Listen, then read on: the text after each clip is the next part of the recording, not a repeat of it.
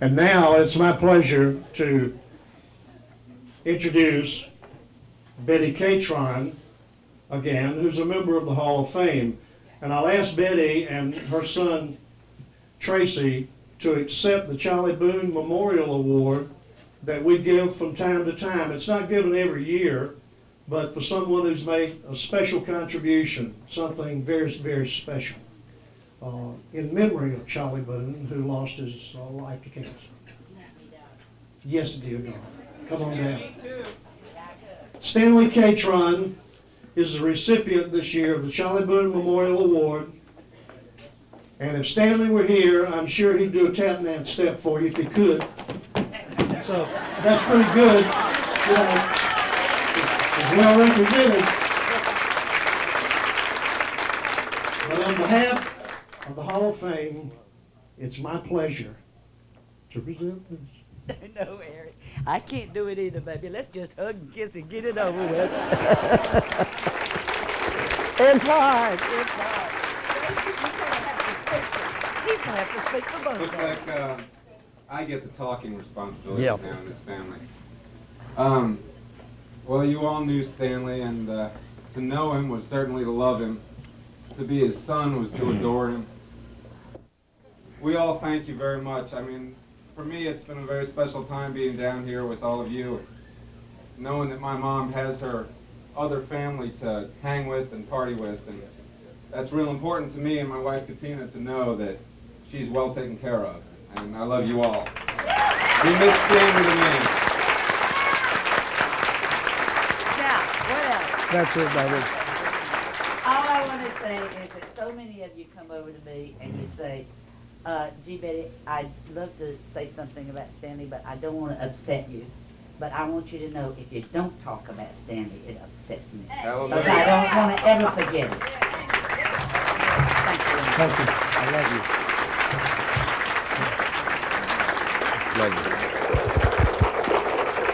Thank you, Charlie.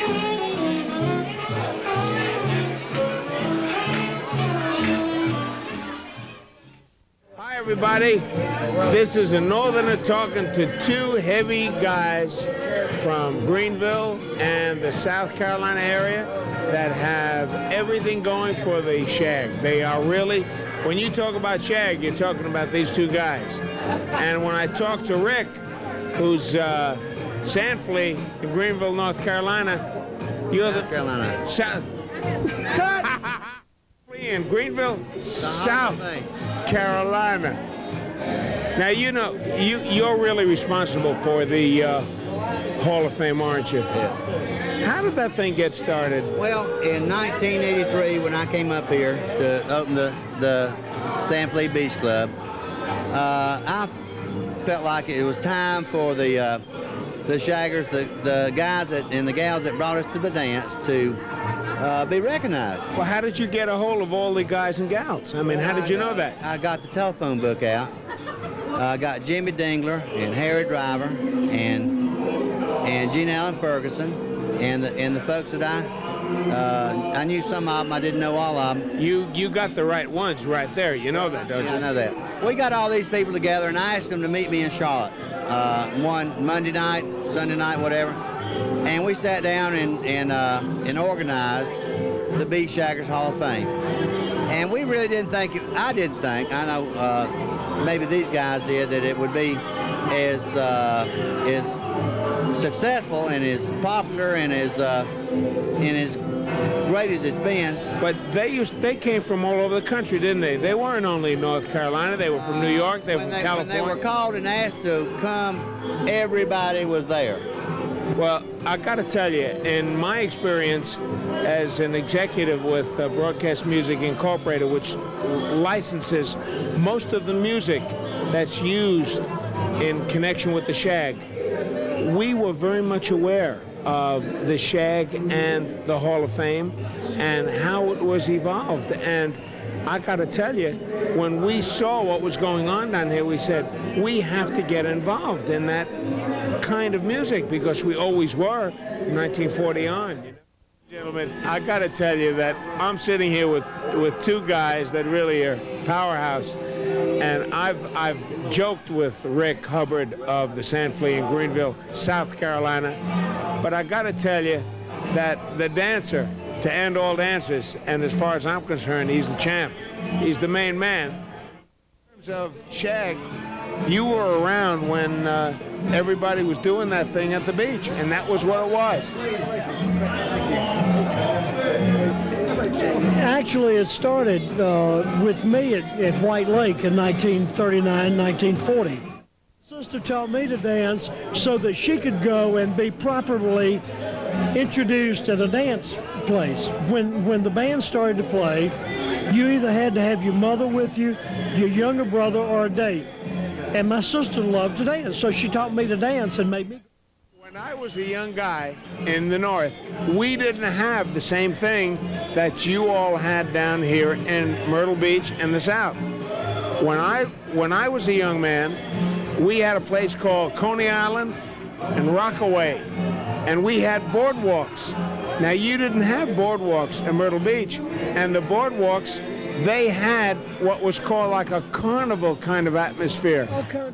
We did have a boardwalk at Carolina Beach, and it was a total ambiance that you wouldn't believe. I was never in the northern area like you were when I was a teenager. We were at Carolina Beach, and they had the bingos, they had the beer joints, and all the people from all over the world were there because of World War II in 1944, 1943. And they had little alcoves that we would go in. They had a jukebox on the concrete floor, and we called them jump joints. And that's where I learned to dance. Was a dance that was done, as you know, because of your association with the Lindy. It was done, but it was done with a different count. The shag created a 360-degree pivotal turn, and when they did the pivotal turn, it created a very smooth approach to the girl and a release for the girl. And without that 360-degree pivotal turn, you are not doing the shag. You're doing the Lindy, you're doing the jitterbug, you're doing the fast dance, you're doing 1,000 dances that they call all over the United States, but it was unique in... I tell you, Harry, when I married Betty Kirkpatrick, the first thing she said to me was, "Do you shag?" And I said, "Are you kidding? Of course I shag." And it wasn't until I came down here that she says, "Come on, let's shag." And I got up and started to do what I thought was the shag. It was a different shag, and Betty said, "How could you do this to me?" She married you and She married me. she thought you could shag. And I could shag, and I said, "Well, honey, this is the shag." It wasn't the southern shag, I want to tell you. It was a northern thing, and I was in a lot of trouble. Really what we're talking about here is the dance and Myrtle Beach and any beach where you can hang out Carolina Beach. and Carolina Beach, and you can have fun and just dance and just be yourself, whether you're 16 or you're 70, because let me tell you, we have people that are still dancing at 70, and they are something else to see. And all I can tell you is that I'm glad that I'm a part of this whole dance thing, even though I'm from 800 miles north of this.